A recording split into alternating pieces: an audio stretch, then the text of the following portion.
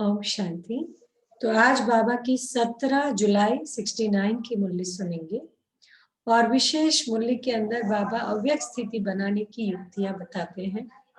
तो हमारे सामने जो भी परिस्थितियां आती है या जो भी समस्याएं आती है उसकी वजह है बॉडी कॉन्शियसनेस, देह भान। मैं और मेरे से उत्पन्न हुआ ये वर्ड कहीं ना कहीं सारे समस्याओं की जड़ बन जाता है। आज की वाणी के अंदर बाबा ने अव्यक्त स्थिति कैसे बनाए उसकी छोटी छोटी टिप्स समझाई है। और सबसे ज्यादा मेहनत भी तो अव्यक्त बनने में, देह में आना बहुत आसान है, व्यक्त में आना बहुत आसान है, आवाज में आना बहुत आसान है, लेकिन आवाज से परे हो जाना उसमें मेहनत है। एक बार जब आत्मा को आवाज से परे होने की प्रैक्टिस पड़ जाती है फिर उसके लिए आवाज से परे हो जाना नेचुरल हो जाता है। फिर उसको साइलेंस वर्ल्ड ज्यादा अच्छा लगता है। फिर उसको ये इधर उधर की फालतू टॉक में ऐसा लगता है कि क्या चल रहा है ये सब। तो वो अचीवमेंट होती है, लेकिन उसके लिए बाबा ने कुछ कुछ टिप्स बताई है। बाबा कहते अव्यक्त स्थिति अच्छी लगती है या व्यक्त में आना अच्छा लगता है। भाई बोलते हैं व्यक्त, चुप चुप रहना नहीं अच्छा लगता। अव्यक्त स्थिति में आवाज है, बोलता नहीं आवाज, अभी बोलता अव्यक्त। अव्यक्त स्थिति में आवाज है, आवाज से परे रहना चाहते हो। कौन चाहता है आवाज से परे रहना? अंदर से किसको ऐसा दिल है बिल्कुल साइलेंस की गुफा में जाए और शक्ल तांबे जैसी बन जाए? दिल है, हो नहीं पाता है लेकिन दिल है ना। चेहरे से ऐसे रूहानियत दिखे।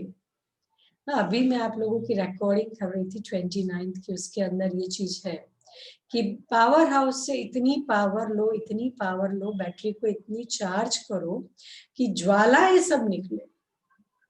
तो ये कौन सी ज्वाला है? ये कौन सी ज्वाला है? ये जो ज्वाला है वो साइलेंस की ज्वाला है। ये जो ज्वाला है वो शक्ति की ज्वाला है। तो जब आप सभी आवाज से परे रहने का प्रयत्न करते हो, अच्छा भी लगता है, तो फिर बाप दादा को व्यक्त में क्यों बुलाते हो? हर वक्त अव्यक्त स्थिति में रहे उसके लिए क्या पुरुषार्थ करना है? आत्मा हर वक्त अव्यक्त स्थिति में रहे उसके लिए क्या पुरुषार्थ करना है? सिर्फ एक अक्षर बताओ, जिस एक अक्षर से अव्यक्त स्थिति रहे। कौन सा एक अक्षर याद रखेंगे तो अव्यक्त स्थिति बन जाए? मनसा वाचा कर्मणा तीनों ही व्यक्त में होते अव्यक्त रहे, इसके लिए एक अक्षर बताओ। यहाँ पे आंसर आया है मानसी बहन का, मन मना भव। ओके, और कोई कुछ नई बातें? जिसके हाथ में मुरली है वो नहीं सुनाएगा। सेम।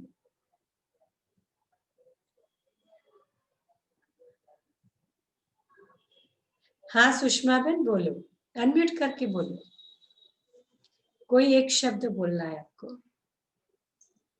अनम्यूट करो पहले सुषमा बहन।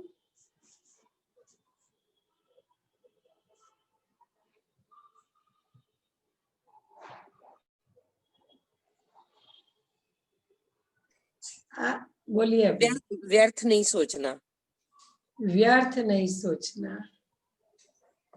अच्छा, अशरीरी आत्मिक स्थिति, अपने को आत्मा समझना।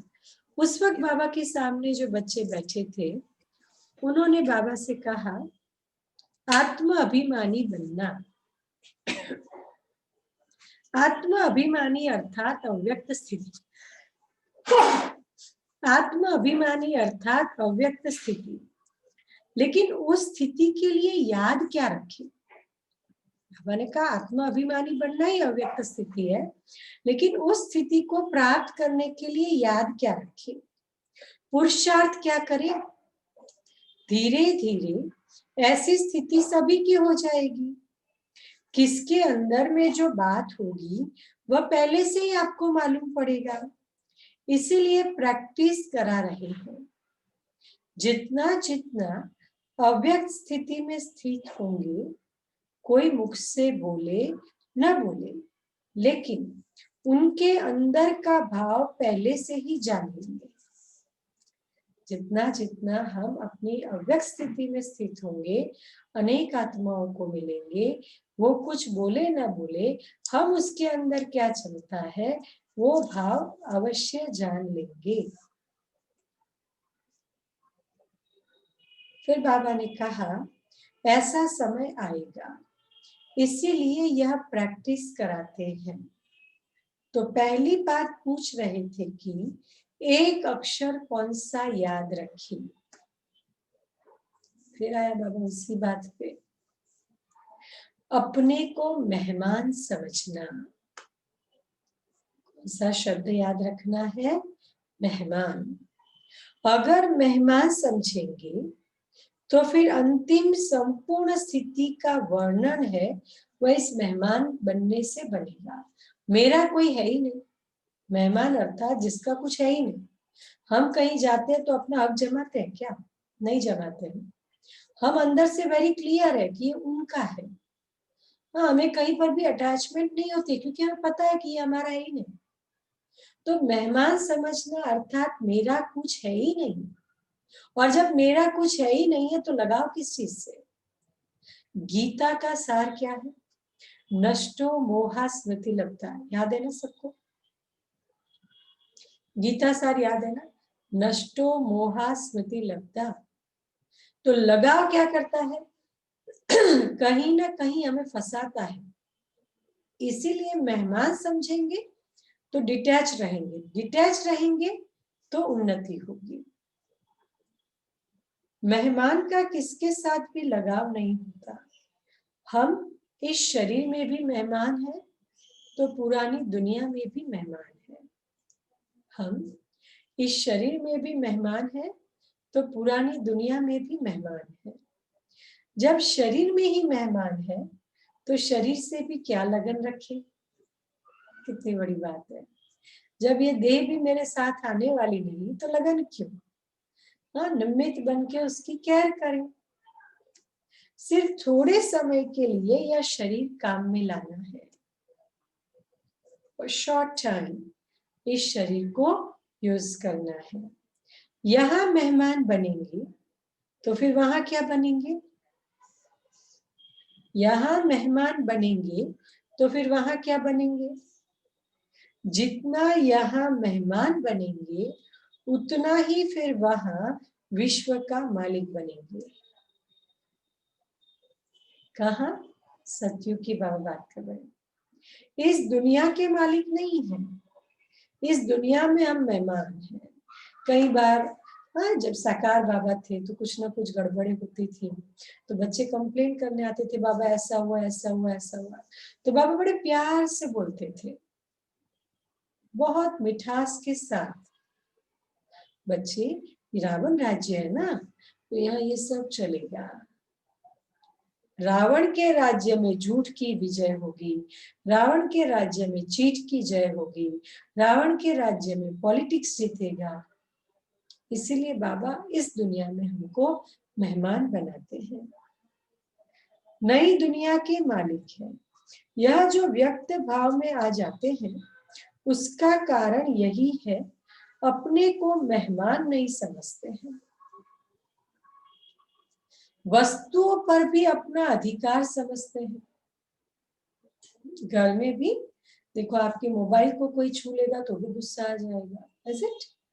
पूछे बिगड़ टच क्यों किया? एक ही घर में है लेकिन एक की पैटर्न दूसरे को नहीं मालूम होगी। हाँ, अपनी फिंगरप्रिंट होगी। घर घर में भी वो विश्वास नहीं रहा, इसीलिए उनमें अटैचमेंट हो जाती है। फिर उस चीज वस्तुओं में लगा मेरा, फिर सीक्रेट, सारे विकारों की जड़ ही ये सारी बातें हैं। अपने को अगर मेहमान समझो तो फिर ये सभी बातें खत्म हो जाएगी। अपना बैंक बैलेंस भी नोट करना है। ये बात बड़ी अच्छी है, सभी ध्यान से सुनेंगे। अपना बैंक बैलेंस भी नोट करना है। जितना कमाते हैं उतना खाते हैं या कुछ जमा भी होता है? टोटल हिसाब निकाला है? आधा घंटा योग किया, 1 घंटा डिस्टर्ब हुए और ही माइनस।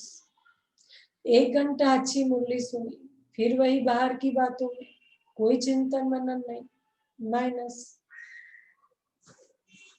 तो बैंक बैलेंस को चेक करने की बात चल रही है।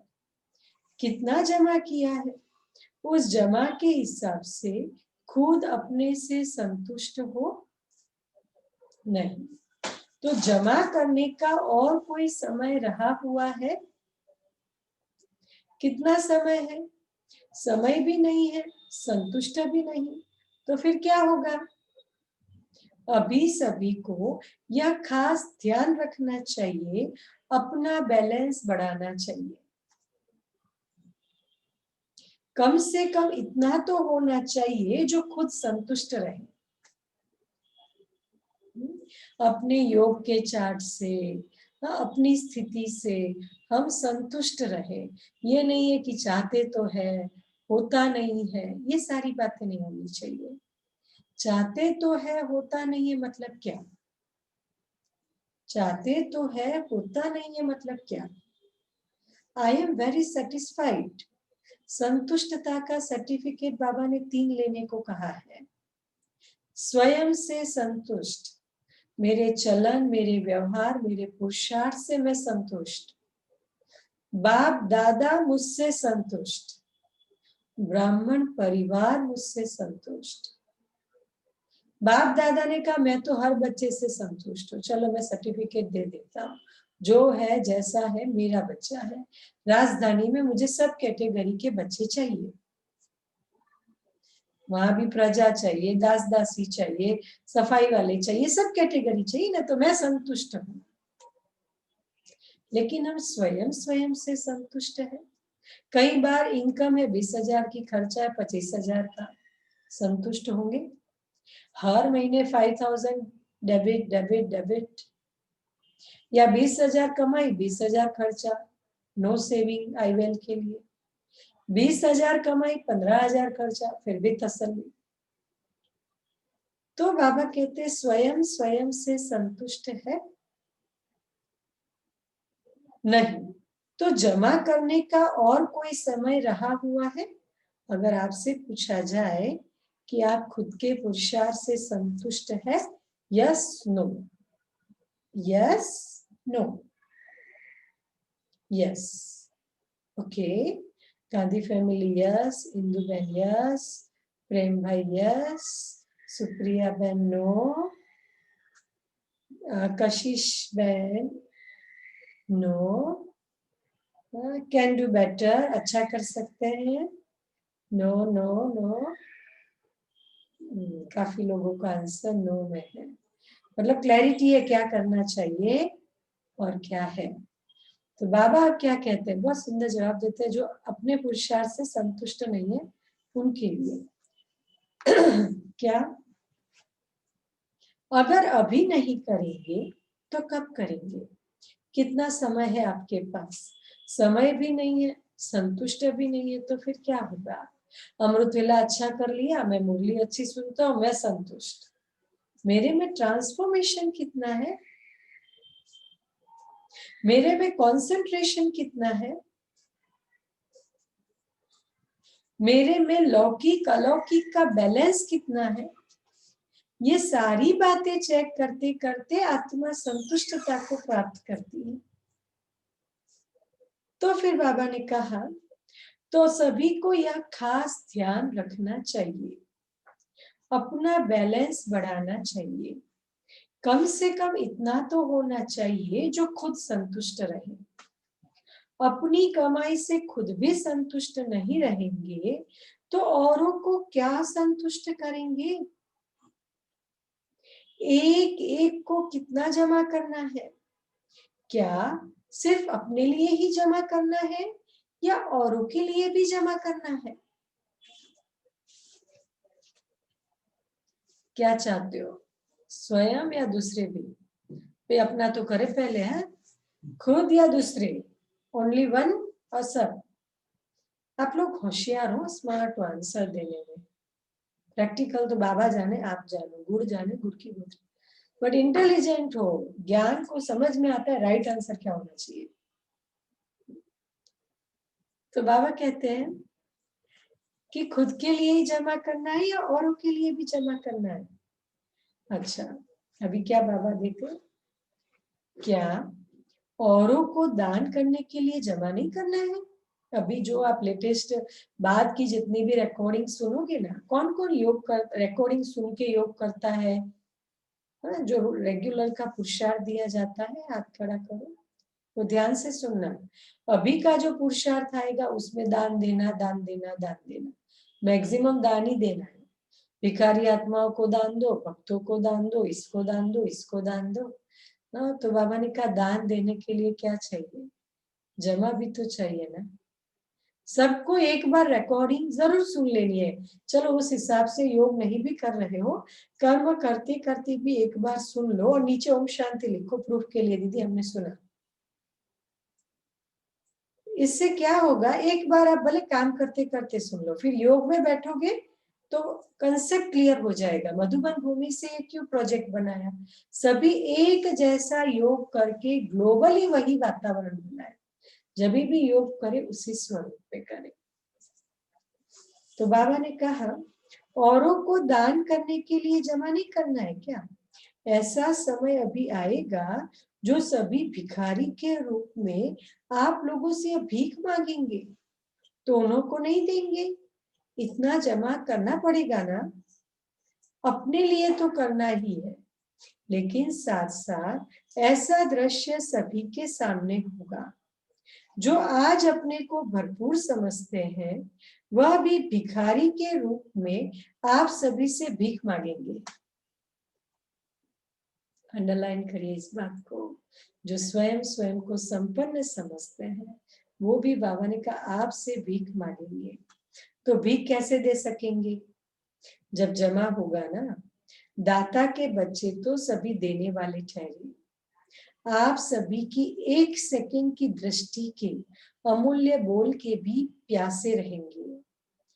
ये बात बाबा ने विशेष दादियों से कही और हमने देखा दादियों की जो कर्माती स्थिति बनती गई, दादियां अपने अंतिम स्थिति में थी। दादी जानकी जी की एक झलक मिल जाए, बड़ी दादी की एक झलक मिल जाए, अरे दादी खाली ऐसे ऐसे ही कर ले, खुश हो जाती थी 20,000 की सभा। दादी 2-4 महावाक्य ही उच्चारित कर ले, वही वही बोले मैं और मेरा, तभी भी पूरी सभा दादी आई, दादी आई। तो सी एक ही एक बात दादियां कर रही हैं, फिर भी अनेक आत्माएं दादी को सुनने के लिए, दादी को देखने के लिए तड़पते थे। सभी दादियां, अभी देखो रतन मोहिनी दादी कैसे सबको बहलाते हैं और उनसे अब 2 महावाक्य सुनने के लिए सब तड़प रहे हैं। तो ये बात बाबा ने तब कही थी, प्रैक्टिकली दादियों ने करके दिखाया। उनके सामने 20,000 की सभा है, हमारे सामने 20 की सभा होगी। क्या हम 20 को तृप्त करने के लिए भी तैयार हैं? एक एक, ये नहीं गृहस्थी टीचर नहीं, टीचर के सामने 100 कम से कम, गृहस्थी के लिए 20 का टारगेट तो रखो। स्वर्ग में अगर अच्छा महल बनाना है और रखना है तो महल को साफ करने वाले भी तो चाहिए ना। तो 20 तो तैयार करो कम से कम। तब लक्ष्य बोलोगे सब कहेंगे लक्ष्मी नारायण, और लक्षण कुछ भी नहीं। तो बाबा कहते ऐसा अंतिम दृश्य अपने सामने रख पुरुषार्थ करो। ऐसा ना हो कि दर पर आई हुई कोई भूखी आत्मा खाली हाथ जाए। साकार में क्या करके दिखाया? कोई भी आत्मा असंतुष्ट होकर न जाए, भल कैसी भी आत्मा हो लेकिन संतुष्ट होकर जाए। तो ऐसी बातें सोचनी चाहिए, सिर्फ अपने लिए नहीं। अभी आप रचयिता हो, आप एक एक रचयिता के पीछे फिर रचना भी है। माँ बाप को जब तक बच्चे नहीं होते हैं, माँ बाप की कमाई अपने प्रति ही होती है। जब रचना होती है तो फिर रचना का भी पूरा ध्यान रखना पड़ता है। अपने लिए जो कमाई थी वह तो बहुत समय खाया मनाया, लेकिन अब अपनी रचना का भी ध्यान रखना है। आपने अपनी रचना देखी है? कितनी रचना है? छोटी है व बड़ी है? बाप दादा हर एक की रिजल्ट देखते हैं। एक एक सितारे की कितनी रचना है? जितनी यहाँ रचना होगी उतना वहां बड़ा राज्य होगा। यहाँ कितनी रचना रची है? अपनी रचना देखी है? भविष्य को जानते हो? रचना अर्थात मैंने जिन आत्माओं को तैयार किया वो आत्माएं कैसी बनी। उन आत्माओं को मुझे शक्तिशाली बनाना है, अपने जैसे हमजिन्स बनाना है। रचयिता तो सभी है। माँ बाप को रचयिता कहा जाता है क्योंकि बच्चों को पैदा करते हैं। तो दादियों के सामने ये बातें थी, वरिष्ठ के सामने ये बातें थी, और 69 में जो भी थे सारे अनन्य थे। तो उनको बाबा ने कहा रचयिता तो सभी है, लेकिन बड़ी रचना की है या छोटी रचना की है? तो फिर कहा आश तो बड़ी है। क्या कहा? आश तो बड़ी है। बड़ी रचना के साथ फिर जिम्मेवारियां भी बड़ी है। क्या कहते बाबा? अगर रचना बड़ी है तो जिम्मेवारियां भी बड़ी है। और कल बाबा की मुरली का टाइटल है जीरो और हीरो बनो। सुंदर टाइटल है। फिर अव्यक्त स्थिति बनाने की युक्तियां। एक ही युक्ति, मेहमान समझो, कुछ भी मेरा नहीं। इस देह में भी मेहमान, पुरानी दुनिया में भी मेहमान। व्यक्त में आते अव्यक्त, जब लगा भी नहीं है तो अव्यक्त स्थिति इजी हो जाएगी। खुद के लिए जमा करना है नहीं, औरों के लिए भी जमा करना है, दान करने के लिए भी जमा करना है। तो अभी हम विशेष पहला अभ्यास, परम धाम से अवतरित आत्मा मेहमान हूँ। बार बार परम धाम को देखेंगे, फिर अवतरित हुए, मेहमान बने, पूरी दुनिया को देखा, रोल प्ले किया, वापस अपने घर गए, फिर आए, फिर रोल प्ले किया, फिर वापस अपने घर गए। कुछ समय एक्सरसाइज करेंगे, उसके बाद प्यारे बाबा से शक्तियों का स्टॉक जमा करेंगे, क्योंकि अनेक आत्माओं को भी स्टॉक देना है ना। फिर अनेक आत्माओं को ग्लोब पे बैठकर वो देंगे। वैसे भी आज का अभ्यास क्या था? पूर्व स्वरूप की स्मृति, जिसके अंदर विशेष 2 अभ्यास दिए गए हैं। एक, विश्व के ग्लोब पर बैठकर अनेक आत्माओं को वाइब्रेशन देना है, और एक ऊंची पहाड़ी पर बैठकर अनेक आत्माओं को सकाश देनी है। तो दोनों प्रैक्टिस करेंगे, ठीक है? वॉइस लो हो गया है क्या? किसने मैसेज किया है? वॉइस लो हो गया है?